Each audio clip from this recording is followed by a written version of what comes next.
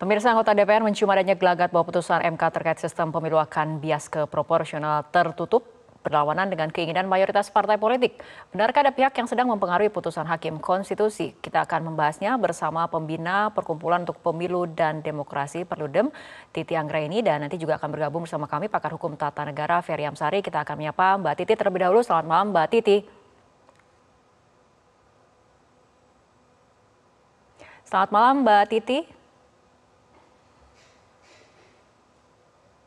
Mbak Titi, mohon maaf, nampaknya suara ataupun audio dari Mbak Titi masih belum bisa kami dengar. Ya, Mbak Rara, halo. Oke, baik. Mbak Titi, kita lihat dari tadi pernyataan anggota DPR dari fraksi Partai Demokrat yang mendengar ada isu ataupun kabar burung yang menyatakan sistem pemilu akan dilaksanakan menggunakan mekanisme proporsional tertutup. Dari pantauan Anda, apakah Anda melihat ada upaya-upaya di luar ruang pengadilan untuk mempengaruhi hasil putusan MK atas uji materi Undang-Undang Nomor 7 2017 ini? Ya, ini adalah pengujian yang aspek politiknya sangat kuat ya, karena bagaimanapun kalau kita lihat konfigurasi suara partai-partai yang ada di parlemen kan terbelah antara partai yang mendukung proporsional terbuka dan juga ada partai yang secara terbuka menyatakan mendukung proporsional tertutup. Memang ada beberapa rumor yang mengatakan bahwa konfigurasi misalnya dukungannya juga di Mahkamah Konstitusi terbelah antara yang pro proporsional tertutup atau terbuka. Tapi saya berharap itu berhenti pada rumor begitu ya. Justru kalau saya berpandangan momentum pengujian Undang-Undang Nomor 7 Tahun 2017 terkait dengan sistem pemilu ini bisa menjadi kesempatan untuk Mahkamah Konstitusi membuktikan kemerdekaan dan kemandiriannya di dalam memutus serta tidak terbawa masuk kepada kepentingan-kepentingan politis yang justru bisa berdampak buruk bagi Mahkamah Konstitusi. Kita tahu Mahkamah sedang dalam sorotan dan mestinya Mahkamah saat ini konsentrasi penuh pada merebut peluang dan juga kesempatan dalam membuktikan profesionalismenya, kemandiriannya, dan kemampuan untuk memutus sesuai dengan independensi sebagai hakim konstitusi. Saya kira begitu Mbak Rara. Baik, Mbak Titi, penerapan sistem proporsional terbuka ini juga kan merupakan hasil putusan dari MK. Apakah kemudian mungkin MK memutus perkara yang sama? Secara logika kan kemudian putusan MK ini kan final and binding. Iya, kalau kita perhatikan memang sudah ada putusan sebelumnya, putusan nomor 22/24 PUU 6 Romawi 2008.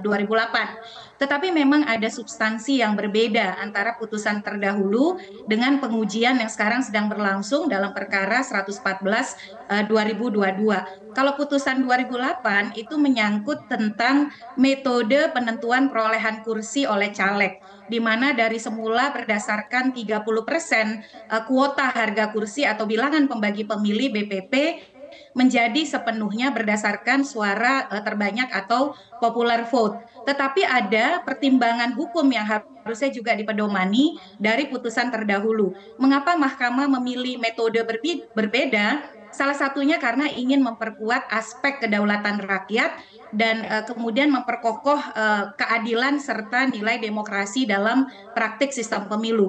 Nah, itu juga yang mestinya oleh Mahkamah Konstitusi menjadi pertimbangan. Bagaimana pilihan-pilihan yang lebih menekankan aspek kedaulatan rakyat, keadilan dalam kompetisi, dan juga memperkuat demokrasi di partai politik kita, itu menjadi dasar pertimbangan di dalam membuat putusan. Tapi kalau saya sendiri berpandangan, pilihan sistem pemilu itu variabel yang mestinya merupakan konsensus politik pembentuk undang-undang. Dia dipengaruhi oleh banyak faktor. Dan apa yang dimohonkan oleh pemohon di dalam perkara 114 ini bukan ranah dari Mahkamah Konstitusi untuk menentukan. Jadi itu harusnya oleh pembentuk undang-undang untuk menentukan pilihan sistem pemilu yang variabel teknisnya sangat banyak, Mbak Rara. Baik. Nah, membahas mengenai sistem pemilu ranah siapa, kita akan kembali ataupun sudah bergabung bersama kami pakar hukum tata negara Ferry Amsari. Selamat malam, Mas Ferry. Selamat malam, Mas Ferry. Mas Ferry, kami mohon maaf, audio dari Mas Ferry masih belum bisa kami dengar. Oke, baik. Mas Ferry, tadi Mbak Titi sudah menyinggung mengenai sistem pemilu dan juga ranahnya. Sistem pemilu merupakan kan ranah partai politik. Ketika mayoritas parpol telah menyepakati sistem pemilu menggunakan proporsional terbuka, nah ini sampai sejauh mana MK bisa mengambil keputusan? Saya pikir yang paling baik itu adalah mempertahankan putusan yang lama ya. Sebab kalau konsep konstitusionalitas sebuah sistem politik diubah-ubah setiap pertarungan juga tidak benar. Amerika juga punya sistem yang kekurangan dalam pemilunya ya. Orang bertanya soal konsep electoral college ya. Tapi mereka percaya tradisi politik dengan sistem yang sudah disepakati konstitusionalitasnya itu harus dipertahankan ya, walaupun ada pertanyaan ingin memperbaiki dan segala macamnya. Apalagi perbaikan itu hendak dicapai di tengah tahapan yang sedang berlangsung. Bagi saya nonsen itu orang bicara perbaikan sistem ketika tahapan sedang berlangsung. Pasti ada motif politik di dalamnya. Kalaupun memang ingin bicara sistem pemilu yang lebih baik, mestinya dilangsungkan dalam kondisi yang tenang ya. Pemilu telah selesai berlangsung, lalu evaluasi diadakan, disepakati ada perubahan. Faktanya ini kan tidak begitu. Faktanya ada saran masukan dari masyarakat sipil untuk perbaikan undang-undang pemilu di saat kondisi lebih tenang tidak diterima oleh DPR. DPR malah dan pemerintah menginginkan konsep perbaikan setelah orang memasuki tahapan, terutama partai yang merasa diuntungkan. Nah, kalau dilihat dengan putusan 22 dan 24 tahun 2008, konstitusionalitasnya adalah sistem proporsional terbuka, di mana kedaulatan rakyat menurut pasal 1 ayat 2 itu merupakan gambaran penting konsep ketatanegaraan kita termasuk pemilu. Jadi aneh kalau kemudian Mahkamah Konstitusi memilih pilihan yang berbeda di tengah tahapan yang sedang berlangsung. Gitu. Sejauh ini Anda melihat ada upaya-upaya di luar pengadilan untuk kemudian mempengaruhi hasil putusan MK atas uji materi ini atau seperti apa? Saya mungkin menilainya tidak dari langkah-langkah yang dilakukan partai politik atau orang yang punya kepentingan ya. Tetapi Mahkamah sendiri kan sudah punya bangunan yang bisa direka sebagai intervensi politik dalam Mahkamah. Misalnya ada kecurigaan status adik ipar presiden yang disandang oleh Ketua Mahkamah Konstitusi akan mempengaruhi sesuatu, lalu pemberhentian Hakim Aswanto di tengah jalan juga dipengaruhi oleh sesuatu, lalu adanya pemalsuan putusan menggambarkan Mahkamah cenderung bisa dipermainkan putusannya. Bagi saya itu sudah cukup ya untuk menilai bahwa Mahkamah memang syarat intervensi.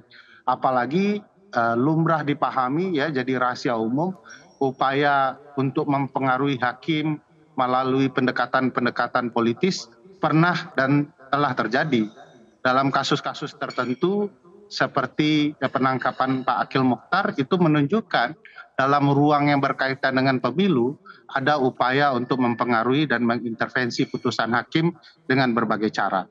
Nah, di tahun yang tegang seperti ini bukan tidak mungkin ya ada upaya itu. Oleh karena itu MK harus menjaga marwahnya, memastikan intervensi tidak terjadi, memastikan bahwa nilai konstitusionalitas sistem pemilu kita harus dipertahankan, dijaga agar kemudian tidak ada asumsi bahwa MK sedang bermain politik pula. Mbak Titi, jika benar nanti MK mengeluarkan putusan yang bertentangan dengan kehendak pembuat undang-undang, apa dampaknya terhadap tahapan pemilu dan juga nasib dari pemilu 2024 itu sendiri?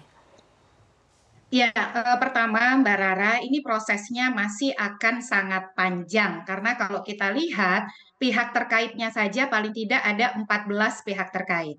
Jadi kalau pihak terkait masing-masing didengar setiap minggu itu ada 3 pihak, pihak terkait pun harus diberikan kesempatan termasuk juga tentu saja pemohon, pemerintah dan juga DPR untuk kemudian mengajukan ahli-ahlinya ya.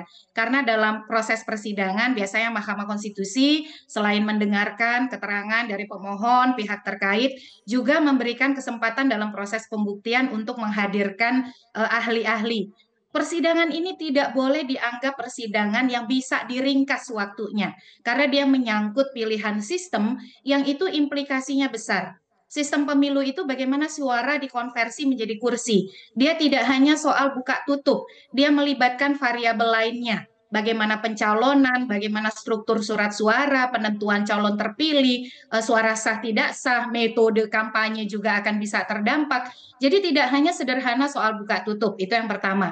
Karena ini persoalan yang sangat krusial, panjang, dan perlu dengan kehati-hatian ya, terutama menyangkut pilihan sikap Mahkamah Konstitusi yang mestinya tidak bicara hal-hal yang sangat teknikal, maka saya berpandangan 2024 tidak mungkin kita mengganti sistem.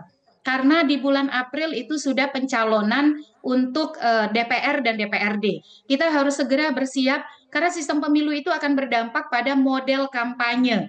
Nah, dan selain kita sudah mengawali pemilu 2024 dengan konstruksi proporsional terbuka yang diawali dengan pendaftaran dan verifikasi partai politik yang menggunakan konsep barrier to entry sebagai titik temu di dalam beradaptasi dengan kerumitan sistem proporsional terbuka. Nah, dengan demikian saya kira kalau kemudian Mahkamah Konstitusi misalnya sampai pada pilihan menentukan pilihan sistem bahwa yang konstitusional itu adalah tertutup, saya kira saya tidak bisa membayangkan itu ya, karena saya sendiri tidak bisa berimaji seperti itu sebagai seorang pegiat pemilu dan yang meneliti pemilu, karena memang dalam banyak faktor perubahan sistem itu dipengaruhi oleh hal-hal yang tidak berkaitan dengan pilihan yang sangat teknis, apakah tertutup, terbuka dan lain sebagainya oleh peradilan, begitu Mbak Rara. Baik Mbak Titi, Mas Ferry tanggapannya? Ya, saya mendengar sesuatu yang mudah-mudahan tidak terjadi ya, bahwa ada yang sedang berupaya menggagas perubahan sistem tetapi kemudian penerapannya ditunda.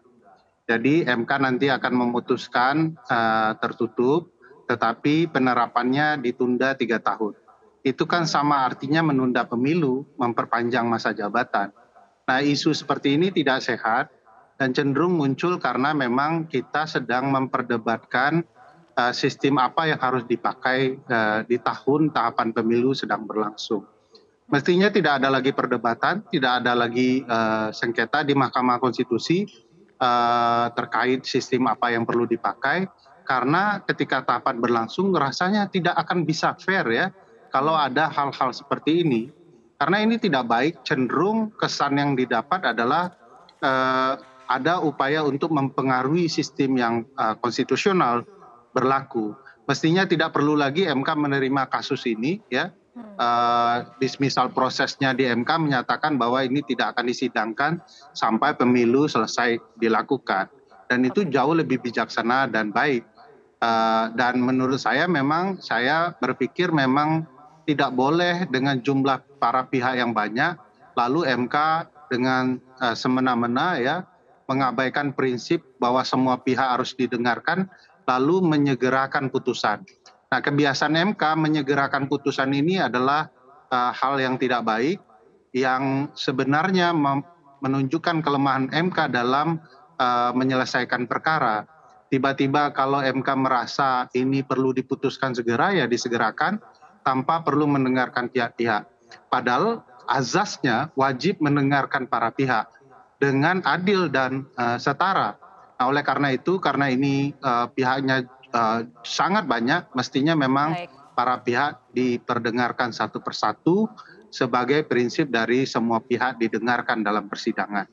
Aneh kalau MK memaksakan hal-hal yang menurut saya bisa menimbulkan asumsi MK itu diintervensi dengan segala cara. Oke, kita tunggu bagaimana kelanjutan dan juga dinamika dari uji materi sistem pemilu ini. Baik, terima kasih Mas Ferry dan juga Mbak Titi telah berbincang bersama kami malam hari ini dalam Prime Time News.